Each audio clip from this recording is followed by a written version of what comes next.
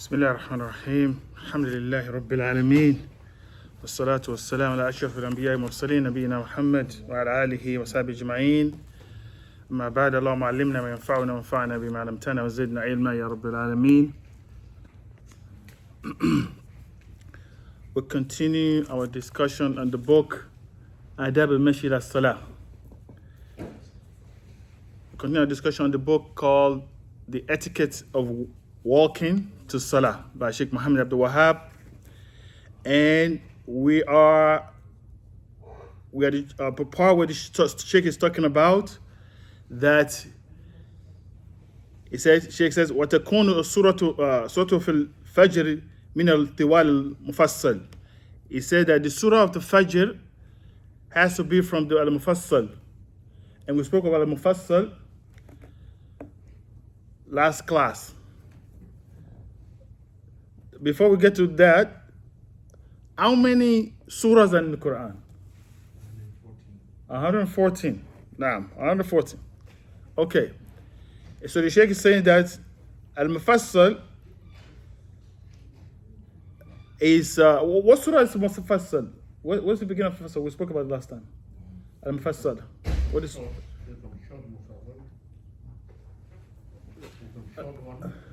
Yeah, the short one. Yeah.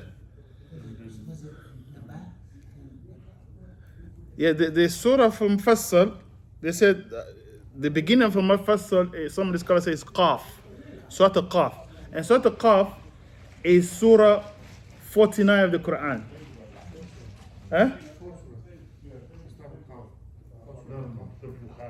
Qaf. So Surah Qaf, because Mufassal is divided into three categories. We call Tiwal Mufassal, the longest of the Mufassal. Any surah from Qaf, which is surah 49, to the end of Surah Nas, right? The called al-Mufassal, right? From surah 49, some scholars says Hujurat. Surah Hujurat is 50. So some say 44 Qaf, some say Hujurat. But Qaf is the majority of the opinion that is the. So now, Mufassal is divided into three categories. The longest of Mufassal, because Surah Nas is like a Surah Qaf, right? So you have the longest of Mufassal, meaning the surahs that are long from Surah Qaf. You have the medium-sized surahs, and you have the short surahs. The longest of the Mufassal start from Qaf to what? What did it start? What is the end of it? The first of the Mufassal, the longest of the surah that called Mufassal.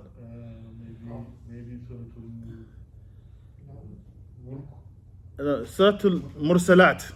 Yeah. So from Qaf to Surah Al-Mursalat is the longest of the surah called Mufassal. Then the second is the medium-sized one is what? From what's the surah after Mursalat? Amma Yatasalun. Surah Al-Naba. So from Surah Al-Naba to Surah Al-Layl is the next medium-sized one. Right? Then from Surah Al-Layl, what surah comes after Surah Al-Layl?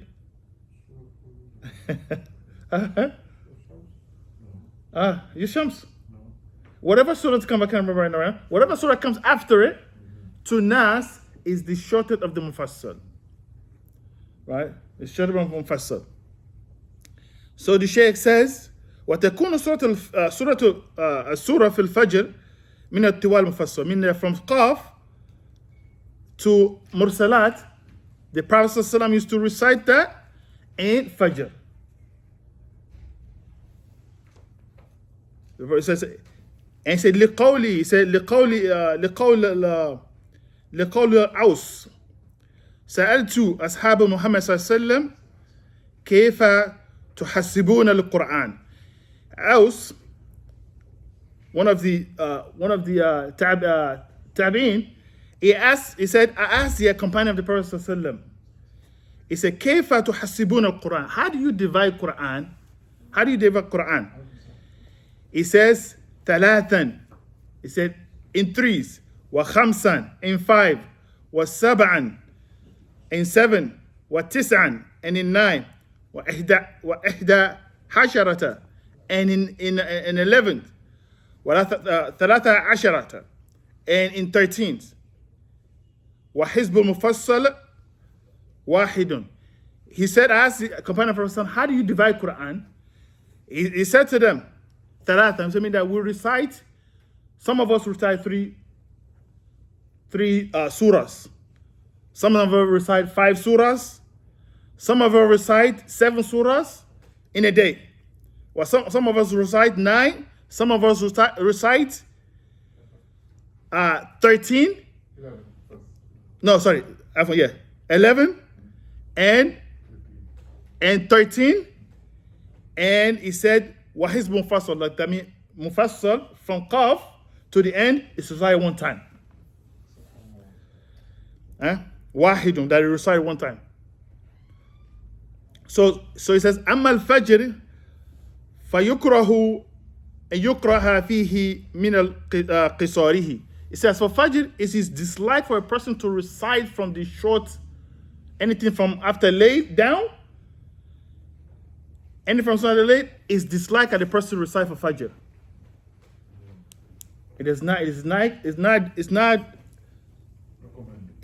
It's disliked, like they hate it, right? It said, min ghayri udhrin, except if a person has an excuse. If a person has an excuse, kasafar, wa marad, wa nahwihima, or if a person is sick or is traveling, all right, then he can recite like this. He can recite short of this. But other than that, it's not, it's like a person recite from that. No. What are the excuses? If your person is sick, if you're sick, you don't want to recite. You shouldn't recite short surah for Fajr. And the reason for that, the scholars, because Allah mentioned, inna Quran al-Fajr kana mashhuda, that the surah, the Salah Fajr, or the Quran that's recited in Fajr, or which is Salat al-Fajr, is witnessed by the angels. So it is recommended that a person recite from the long surahs. And the scholars mention that the Prophet used to recite about 60 to 100 verses for Salat al-Fajr. He says, the Shaykh continues, says, أما المغرب فيكره من قصاره. It says, for Maghrib you recite from the short verses, like just like you recite today, right? From the short verses you recite for Maghrib. It says, وَيَجُوزُ أَحْيَانًا أَن يُقْرَأَ مِنَ التِّوَالِهِ. But for Maghrib, sometimes it's okay to recite from the long ones, from the, Qaf and the surah that came around there. It says, لأنه صلى الله عليه وسلم قرأ فيها بالأعراف. That Prophet sometimes he will recite Surah Al-A'raf in Maghrib. And Surah Al-A'raf is one of the very, very long surah in the Quran. It says, ويقرأ في البواقي من أوسطه إن لم يكن عذر. It said, and for the rest of the salah, he recites from the middle-sized ones, right? From like Mursalat to Layl, he recites for the rest of the salah. If he does not have an excuse. وإلا قرأها بقصار منه. If not, if he has an excuse, then he will recite the short ones. So he says, so the Shaykh continues, said, ولا بأس بجهر امرأة في جهرياتي في جهرية. So it's okay for a woman, Shaykh moving on and says, it's okay for a woman to recite loud in the salah that we recited out loud, right? It's okay for the woman to recite out loud. إذا لم يسمعها أجنبي, if a man does not hear her, because the voice of the woman can be fitna. So it is recommended that a woman does not recite loud when strange men are around. But if she's in her house, maybe our husband or our sons or her brothers, then it's okay. He said, وَالْمُتَنَفِّلْ فِي اللَّيْلِ يُرَاعِي مَصْلَحَةً. He said, as for the one who's making nawafil at night, maybe a person is praying tahajjud, he look at what is better. Because when in your house, you don't want to disturb people that are sleeping, right? So you have to see, okay, if I recite out loud, maybe, pray tahajjud, if I recite loud, it's going to disturb other people. So it's better, do I need to recite loud or recite quietly? So he says, فَإِنْ كَانَ قَرِيبًا مِنْهُ مَنْ يَتَعَذَّى بِجَهَرِهِ أَسَرَّ. Now if he's close to a person who can be disturbed or harmed by him reciting out loud, he will keep his voice down. He doesn't recite out loud. وَإِنْ كَانَ مِمَّا يَسْمَعُ يَسْتَمِعُ لَهُ جَهْرًا. And if he's praying that those who want to listen to him, because some people like people reciting night, right? If he's around them, then or it may be leading people in salat that people are behind him, right? Then they say that then he can recite out loud. Alaykum salam. It said, وَإِنْ أَصَرَّ فِي جَهْرٍ وَجَهَرَ فِي سِرٍ بَانَ عَلَى قِرَاءَتِهِ. It says that if he made a mistake, if a person made a mistake, right, meaning that he was reciting in Maghrib, for example, right, and he started reciting quietly, right, and he caught himself, then he does not start again and say, maybe he starts saying, quote to himself, Bismillah ar-Rahman ar-Rahim, Alhamdulillah Rabbil Alameen. Then he gets to Maliki Yawmiddin, I have to recite loud, right? Then he has to start from there.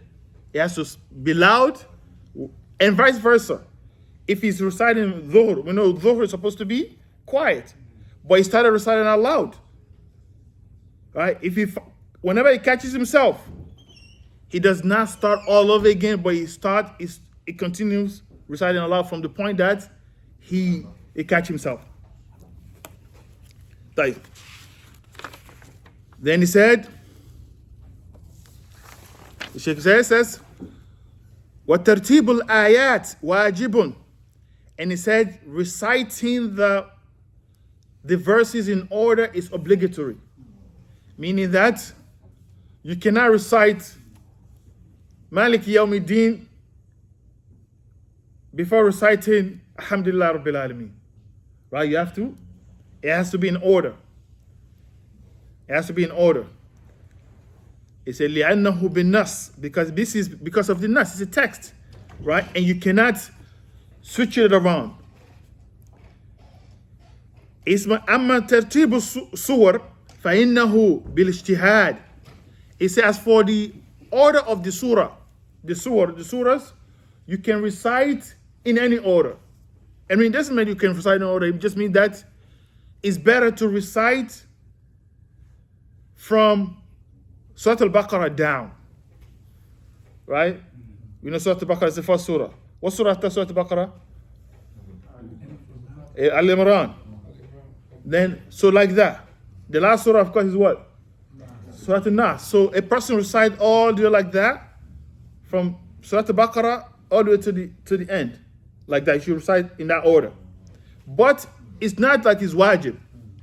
It's not wajib, but he said, فَإِنَّهُ بِالْإِجْتِهَادِ لَا بِالنَّاسِ, because the order of the Quran,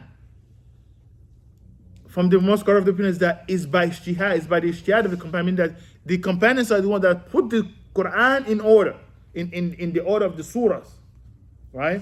They are the one that, because some of them say that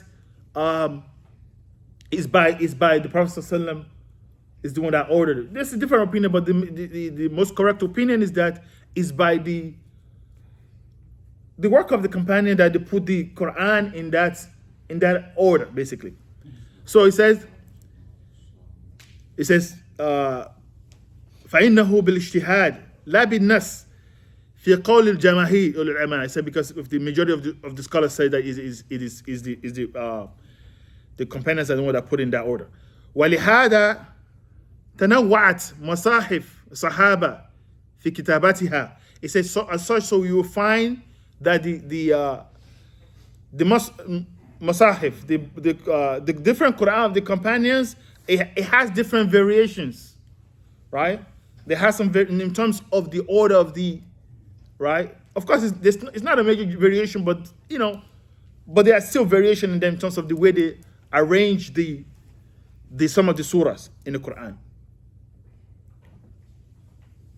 And he mentioned that wakariha Ahmed qira'at al-Hamza. He says, and then the mentions mentioned that how many qira'at,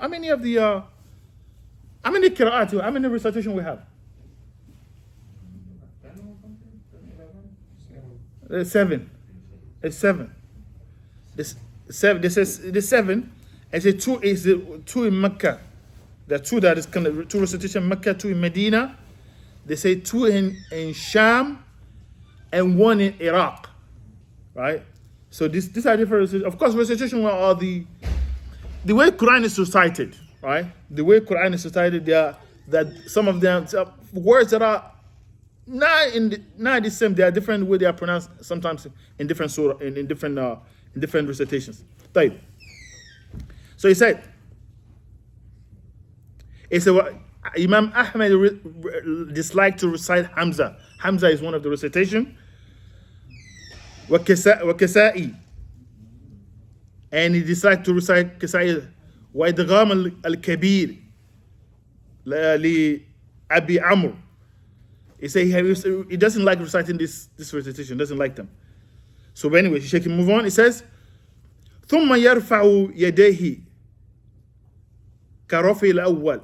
So he says, once he recited the surah, when he finished reciting the surah, he raises his hand, right? Once he finished, he raises his hand, just like he did when he started Takbiratul Ihram, right? He raises his hand like that. بعد فراغه من القراءة وبعد أن يثبت قليلا. Or يثبت قليلا.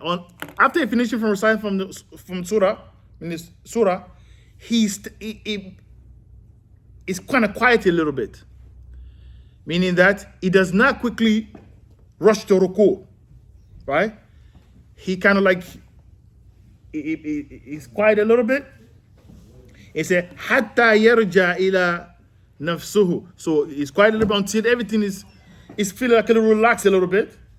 Then he said, وَلَا يَسِلُ قِرَاءَتَهُ بِتَكْبِيرِ رُكُوعٍ. It does not immediately, just like you finish reciting, it goes to ruku, no. But rather, he get himself together a little bit, then he goes to ruku. He said, وَيُكَبِّرُ وَيَدَعُ يَدَيْهِ مُفَرَّجَتَيْ, right? Al-asabi ala rukbatay. Then after he goes to ruku, he places his what? His palms spread on his knees. He places on his knees, as if he's like holding them as if he's holding them, but he spread them out. And he says, "Kullu yadin rukbatan." So each end is basically riding on the knee, on the knees. It said, وَيَمُدُّ ظَهْرَهُ مُتَسَوِّيًا. Then he straighten his back, right? His back has to be straightened. So when we go to ruku, some people they of course people have, some people have back problems and things like that. But if you don't have no issues, then it means that your back should be straight. It should be straight. Some people, sometimes they will lift their head up too much, a little bit. Some people, they'll put the head down too much. Right? It shouldn't be like that. It should be like the back is straight. The back is straight. Then he says, وَيَجْعَلُ رَأْسَهُ حِيَالَهُ لَا يَرْفَعُهُ وَلَا يَخْفِضُهُ, meaning that he does not raise his head, does not put it down. لحديث عائشة رضي الله عنها, in the hadith of Aisha. Then he said, وَيُجَافِي مِرْفَقَيْهِ عَنْ جَنْبِهِ, and he does not put his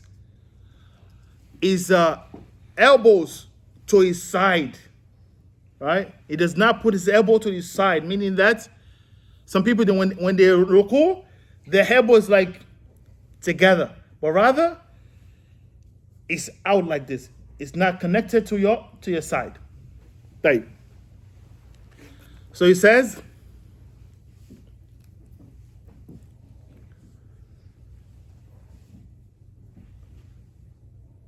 right. So it says, then he says, Subhana Rabbi al-Azim. He says, Subhana Rabbi al-Azim. What does it mean, Subhana Rabbi al-Azim?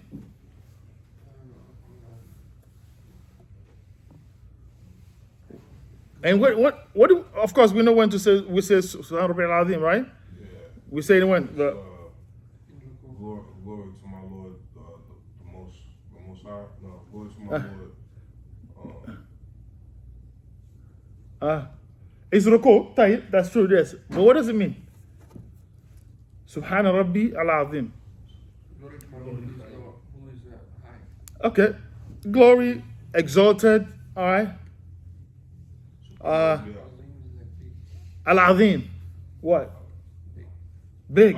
Big like that? The most great. The most great, yes. The most great. It is important that we know these words, because it helps a person in his khushu in the salah. Right?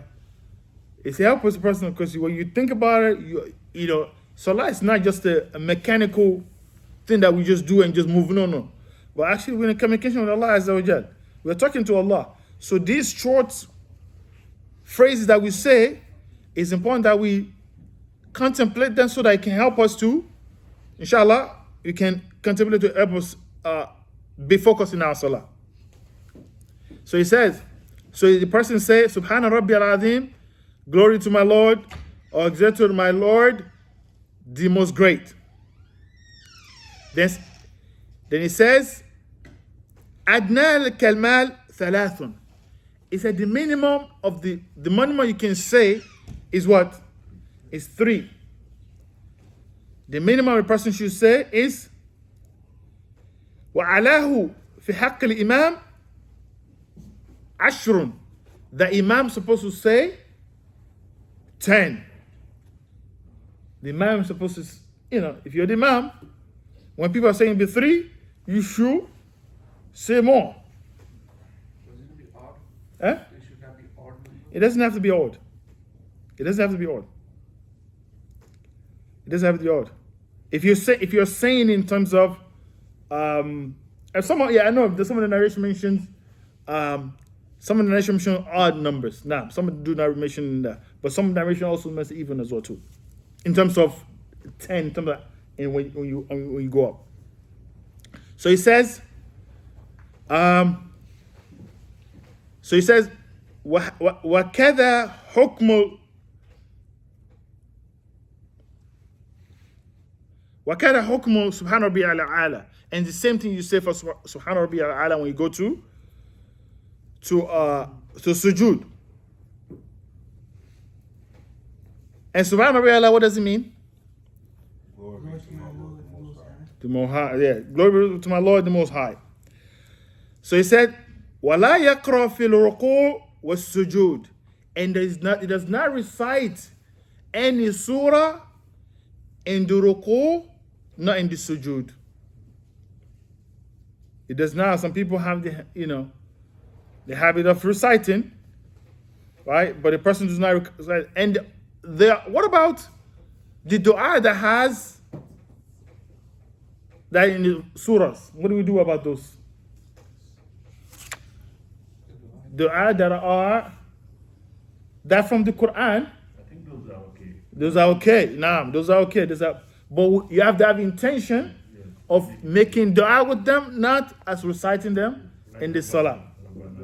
ربنا آتنا في الدنيا حسنة. But what I learned though from Sheikh Ahmed Lo is he said you don't say Rabbana, but he say Allahumma atina fi dunya.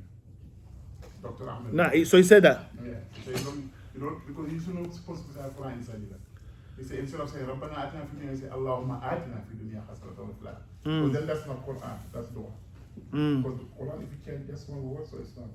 So the same way, like he also gave an example of like the woman, menstruating, so they can take some part of the mushaf, but not the whole mushaf. Yeah. Nah. He said the same thing to for the dua that are in the Quran, like he said, you can recite them in Sajda or Suruku. In Sajda, like Rabbana atina fi dunya hasanatan wa fil akhirati hasanatan wa qina adhaban nar, that's the Quran. But he say instead of saying Rabbana, he say Allahumma atina fi dunya hasanatan. And that is okay. That's what the Shaykh said. Well, I mean, it's probably Allah alam, and it's something that I can look into. Yeah. It's probably it's a probably recommendation of him. Yeah. That's what he said. It's probably because the But even Allah alam now. even the dua from Yunus Yeah. is in the Quran. Now, La ilaha illa anta subhanaka. yeah, it's probably a recommendation that he mentioned. Then of course, if you can find maybe you can ask him. I know I've heard of him, Sheikh Hamido from Senegal. That's Now, fatwa, so people are asking. So No, it's no. quite often. I No. see it many times. That's what he said. now, So okay. you cannot say Rabbana atina, but say Allahumma. Allahumma, طيب. Inshallah, I'll look into that. Jazakallah khair. Oh yeah. So he said.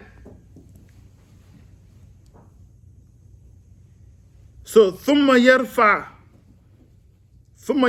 رأسه ويرفع يديه كرفع الأول. So when he finished from Surah, when he says Subhana Rabbi al-A'la, Subhana Rabbi al-Azim, he raises his head, right? And he raises his hands just like he did before. So when a person coming from ruku, right? You come up and you raise your hand.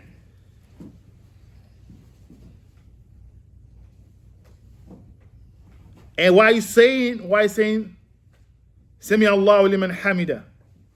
I mean, if you're the imam, you say, what do you say if you're the imam?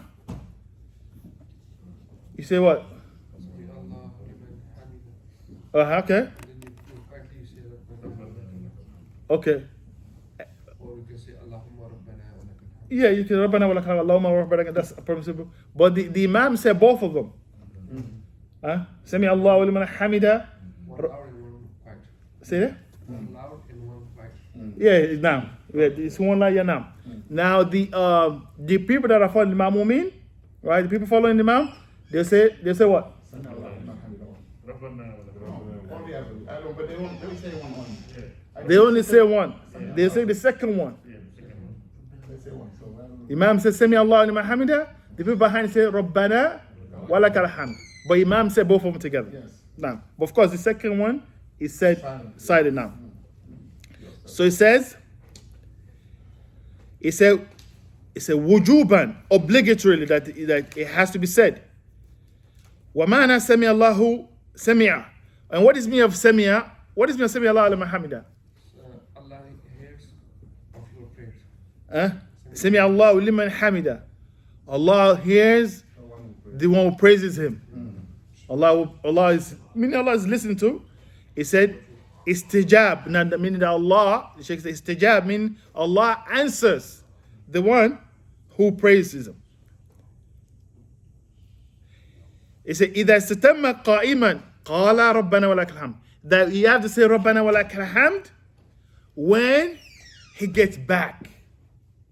Sami Allah liman hamida when the person is coming from ruku.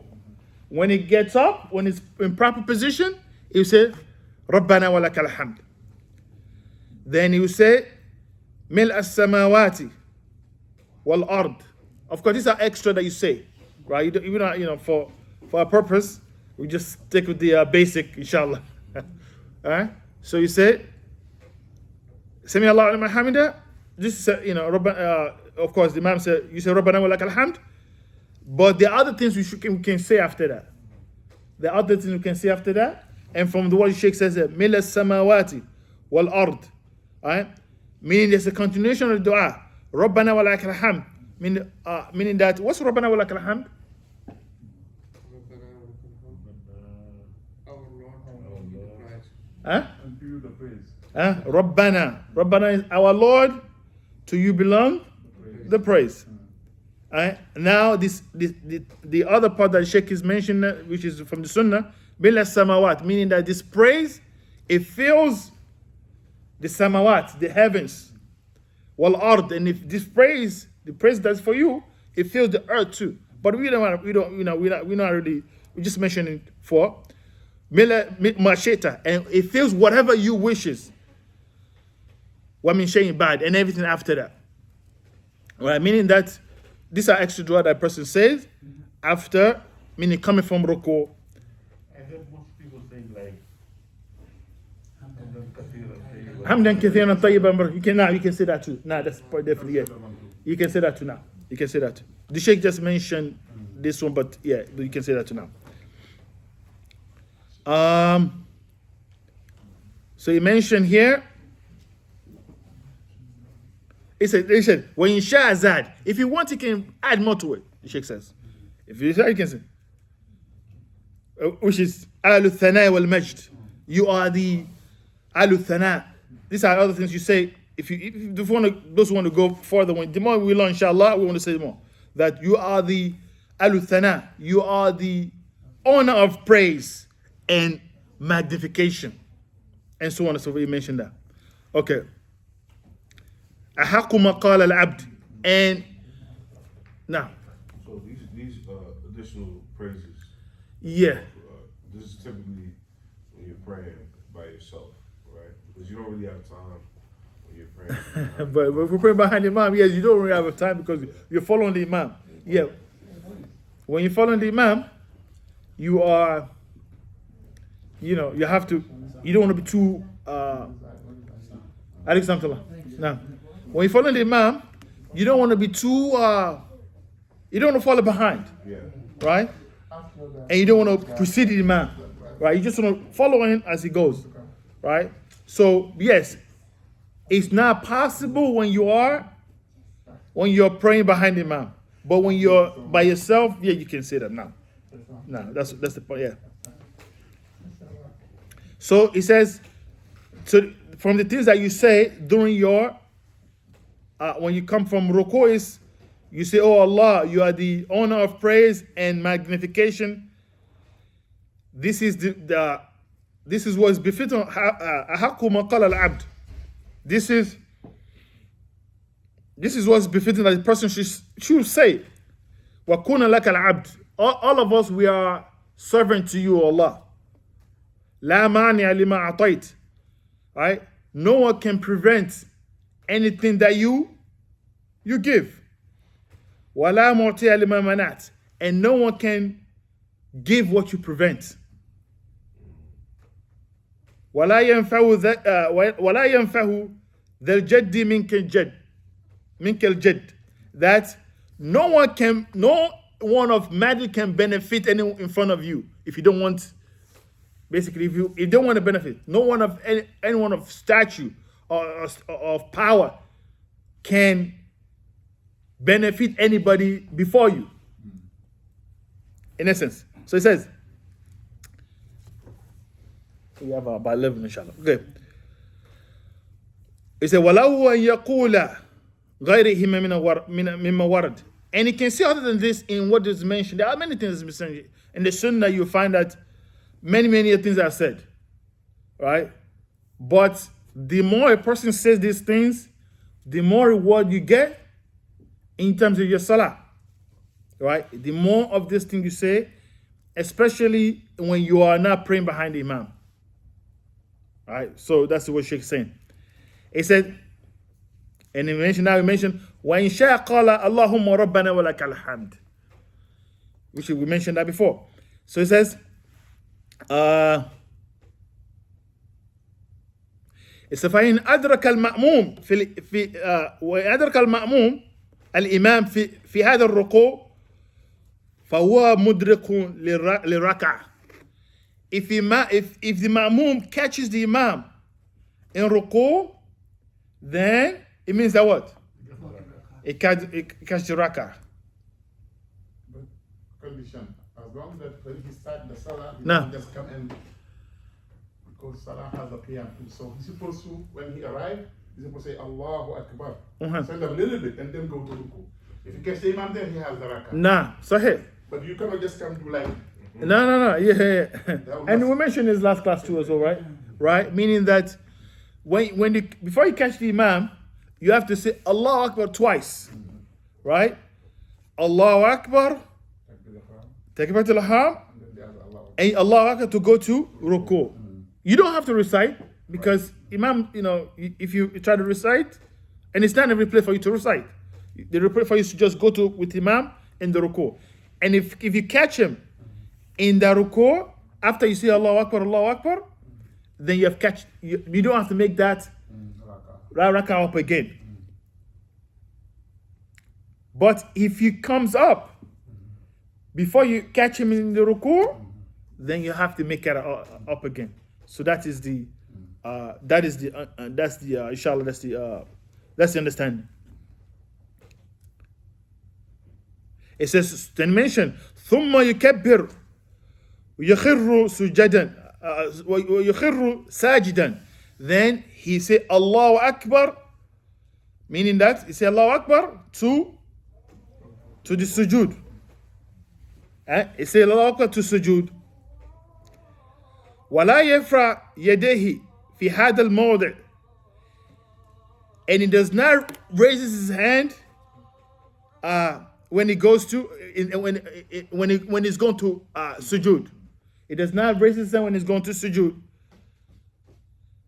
وَيَدَهَا رُكْبَتَيْ ثُمَّ يَدَيْ, and he put his knees. Of course, the scholars differ regarding this issue. Some of the scholars says that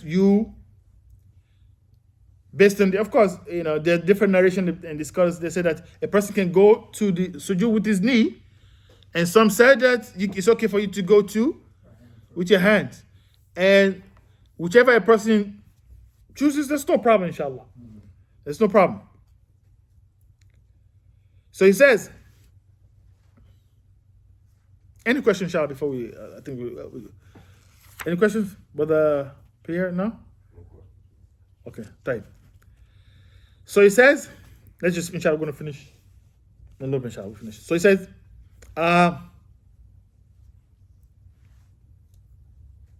ثم ويدع ركبتيه ثم يديه ثم وجهه. So he puts his knee down. This is the position the Sheikh says. He puts his knee down. Of course, this seems to be the most correct of opinion is that the person go with the knee first. Allahu alam, but this is what I, this is what I think probably is a bit of the opinion. So he says that the person goes with his knee first, his hand first, then his face to the ground. He put his face on the ground. He said, وَيُمَكِّنُ جَبَهَتَهُ, and he establish his head on the ground, meaning that his head has to touch the ground, his head and his nose, meaning that both of them have to, if his nose is not touching the ground or the floor, then the salah is not correct. The salah is not correct. So a person has to put his face and his nose together on the ground, on the floor. So it says, وَأَنْفَهُ وَرَحَيْتَيْ مِنَ الْأَرْضِ, and he put his face on the ground. وَيَكُونُ عَلَى أَطْرَفِ أَصَابِعِهِ رِجْلَيْهِ مُوَجِّهًا أَطْرَافِهَا إِلَى الْقِبْلَةِ. So basically his hands are facing the Qibla. It has to be, you cannot, some people they'll do like this, right? Or they'll do like this. but the hands has to be facing the Qibla, and also his legs as well too, his feet. So he says, وَالسُّجُودُ عَلَى هَذِهِ الْأَعْضَاءِ السَّبْعِ رُكْنٌ. It says that putting the seven limbs on the ground is obligation. And what are the 7 things that we have to put on the ground? What are the The toes, okay? Knees. the elbows count. No. Sorry, The hands, yes. hands, And the face. So these are if any of them is not on the ground, then the salah of a person is not correct. If a person of this, sometimes the people they don't. Pillar, right? It's a pillar. That's what the Sheikh says. He says it's a pillar. That is, one of them is, if you miss a pillar, what happens when we miss a pillar what do we do? Gotta go back and bring it. If you miss a pillar, and how many pillars we mentioned when we do so? The other, 14. there are 14 pillars. There are 14 pillars. So it means any of these 14 pillars. Then you have to, if you remember, in the salah, you have to go to the rakah. And you did correctly. To do correctly. SubhanAllah. For example, the first rakah, you forget to make ruku, for example. You go to sujood. And now you remember in the fourth rakah that, man, I did not make ruku in the first rakah. You have to come back and you have to come back from the first rakah, and you have to complete it from that, make that ruku and do everything over to that end. Now, wait. I got a question for you. 14 pillars. So one of the pillars is that we discussed was removing like any filth. No. No, that's a condition. That's a condition of Makallah. No. The condition that we're talking about, we mentioned the condition, that's condition of salah. And we mentioned how many of those? 9. 9 of them. That's 9. Right? That is that's the condition of salah. But the pillars, what are the pillars? Remember? What are the pillars? The standing, Huh? reciting Surah Fatiha. Yeah, Surah Al-Fatiha. The standing. There's 14 of them. The first takbir, Takbir, Fatiha, Yeah. standing, The standing. ruku, all the actions. coming back from it, Yeah. sujood, Sujood, yeah. you come back from it, sitting between the two sajdas, Right. and the rest of them. Yeah. We say all action except this. Tashahhud. We say that. Tashahhud. They The say shahud, yeah. Tashahhud Right. and the way you do like this. The taslimatan, yeah. Those two you have to say. Those are part of that's a pillars. If you miss any of this, right, you have to come back to them and do that part and do everything that come after them. The first tashahhud, I think sunnah. No, sunnah now. Yeah, the first tashahhud is sunnah. No, The actually- second rakah. Tashahhud is sunnah, but the way people use their fingers. Now, actually, it's wajib. It's not sunnah because you have different levels. Yeah, that's- You have the rukun, you have wajib, and you have the sunnah. Right. Now, No, Yes, he's right. saying, he's Huh? saying the way people use their finger like this. Oh, the tashahhud. No, that's the way.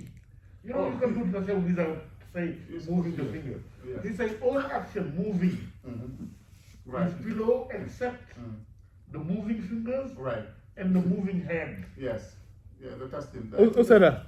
In Senegal, that's what we say. He say Oh, yeah. all movement are below except No, that's not true. moving fingers Uh, and moving hand. But any other action I do, any other The movement. taslim, at least the first one is, isn't it? Taslim already, yeah. The taslim. Assalamu alaikum. The first one is, No, you can say salamu alaikum. is, No. That one is is pillar, right? Pillow. The The first one. well, the taslim, both of them are, they both of them are, I mean, both of them are, you have to say both of them. I don't know, but the first one is pillar, I think. The second one, not necessarily. I don't think so. It's widely. I don't know the scholars. I don't remember the scholars mentioning that one is now, one is not. They just say both of them together. That's what I. The turning hand. You Right. can say I mean, if you salamu have alaikum. something on that, I'm willing to look at it. But I'll do research on that. I never heard of it Because before as though. far as I remember, I think the first one for sure is a pillar, right? Allah alam, I don't know. But it may be possible, but I don't, from what I know, I don't think so because, Okay. I don't think that, I'm not sure. I doubt that the second one is because matter of fact, some people they just do a sound to the right only. the only time you say that is janaza. Huh? It's janaza you say it. It's only janaza you say No, I that. know, Janaza, I know. Right. But Janaza, there's option, so you can do also on the left too. There's difference on that. Wallahi, maybe, but I don't know. Because the narrations that you don't know about, so you're not going to say there. Some, it's possible that. But what is known, that's very well known, is that for janaza, you only do one, yeah. So I don't know the two I now. wanted to ask here when the Sheikh is saying, like, if you're supposed to recite loud, when you find out, you don't have to start again. You just finish. Now, But do you do? no, you don't do that. No, You don't do that. right? Because it is not. Number one is that it's not. It's not mentioned. It's not mentioned. Let me just put it that way. It's not mentioned something that you have to make. So for, but it's a good question though. I'll look into that as well. That's a good question. But I don't think it's not. What you say? So that's a pillar of, not a pillar, but a condition of salah. What I was referring to earlier. The removing of the filth. Yeah, condition of salah. Yes. Condition of salah, right? Yeah. Which I would imagine is equally important. Oh, absolutely. Okay. If you don't know it in your salah, then you don't have to make it up. Right. If you have impurity in yourself and you don't know, you don't have to make it up. But if you know why it is salah, then you need to Stop. take it off if you can. Maybe it's in your shoes, for example. There's a hadith that the person has some filth in his shoes while he was praying, and he took it off and just continued praying. Right? If you find out that you have impurity in yourself, maybe in your heart or whatever it is, and you can take it off while you're praying, and you continue with your word prayer in that sense. Now, What if you notice that you have impurity right before you can you do your wudu? then you have to clean it. Then come to wudu. Then you have to clean it. Then you make wudu after that. What if you're at work and you're in a position where you can't, like you don't have another shirt, like you spilled, Tabasco sauce on your shirt. Oh, that's that's not impurity. Oh yeah, okay, that's what you say. But let's say You can pray on that. You can pray. That's fine. Okay, all right. Let's say you cross the bar and then alcohol spilled on your shirt. I see. That one also can happen. I see. No, you're gonna take it out of You the. have to take it out before you pray. Something that's Even some of the scholars mention the alcohol. It's not. It's not. It's not. It doesn't affect your salah, and they make the item that during the time of the Prophet ﷺ, that when the prohibition of alcohol happened, the companions were pouring alcohol on the street in Medina, and they had to come to the masjid and pray at the same time. That if it was that, Sheikh Sulaiman Rahili mentioned this, is that if it was, but of course it's better to be safe than to, if you can. But this is what he was just saying regarding that. But in terms of what you mentioned, if it's just sauce or whatever, that doesn't count. What we're talking about is urine or something like that. That's what we're talking about now. Now, and with that, what you do is you clean now. You wash that area with water, and you're good to go, inshallah. Now, طيب. I think it's time, right? طيب سبحانك اللهم وبحمدك اشهد ان لا اله الا انت استغفرك واتوب اليك. جزاكم الله خير.